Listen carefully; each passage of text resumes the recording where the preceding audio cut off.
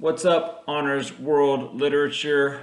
Welcome to day 15, I think, of quarantine. It is March 30th, and today we're going to be discussing A Thousand Splendid Suns, chapters 17, 18, and 19. A lot to discuss, so let's get into it. 17. Yeah, like I told you last week, unfortunately, my hair's getting long, sorry. Oh well. It's just going to be long and longer.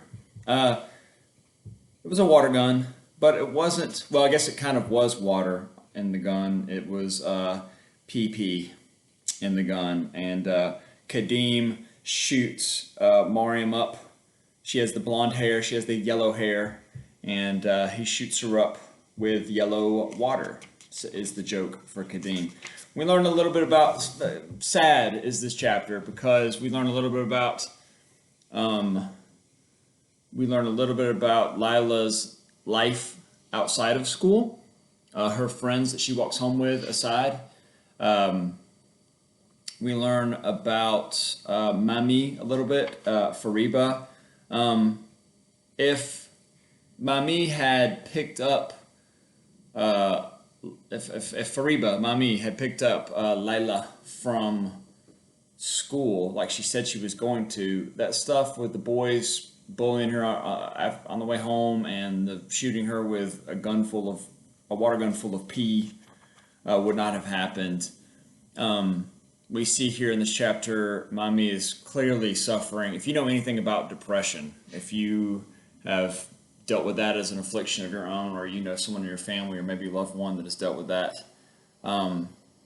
that's clearly what this is, because she has her moments where she's up and she's cooking and she's taking her daughter to the store.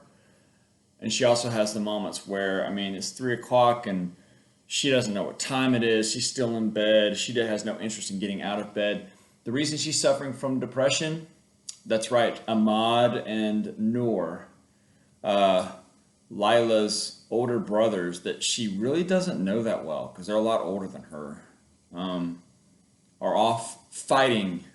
They're the insurgency. They're the rebellion fighting against the communist regime.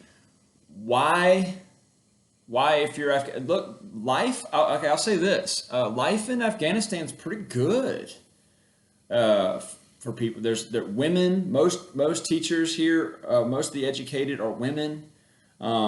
They have structure, they have funding, everything is organized. The communists have come in and set everything in a very organized dictatorship of a government. So why the rebellion? The rebellion is because in communism, there's no such thing as religion. Religion is strongly, it's not just discouraged, it's banned. And you're talking about a country that's 99% Muslim, is Afghanistan. And so when the Soviets come in and say, hey, no more Muslim, no more Islam, no more Muslim religion, then you see that there's, of course, going to be an insurgency against that. And so that's why, again, this civil war has just moved into different phases. So they're off to war. Fariba is upset because both of her sons, who knows what's happening with both of her sons. And Lila, here's the problem, is so far, Lila is the victim of that. Because Lila, first of all, doesn't know her brothers very well. And she has pretty much little to no relationship with her mom.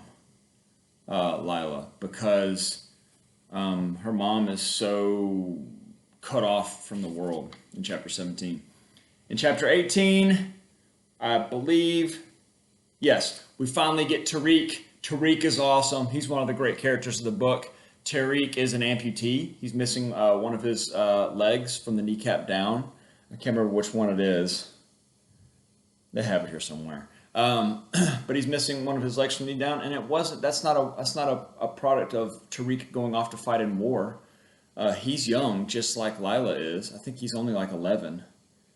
But when Tariq was 6, he stepped on a landmine.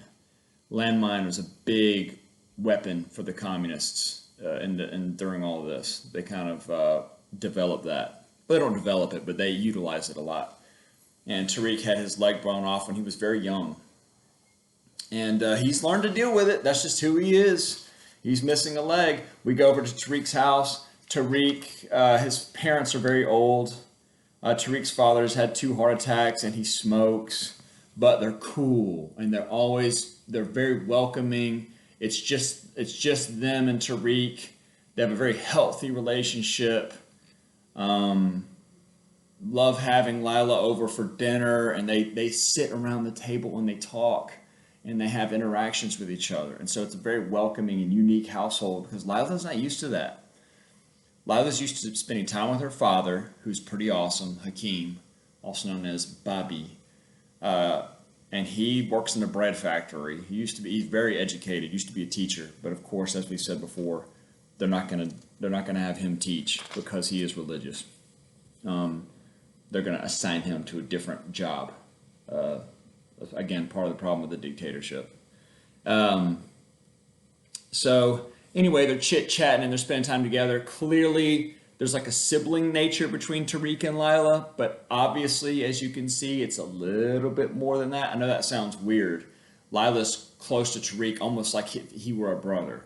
But as we know, as we get to read, as we go on and on throughout the book, not quite a brother, really more like a boyfriend. I'm in love with you. I want you to be my husband and I want to bear your babies kind of thing. So anyway, that's down the road though. So we got that going for us.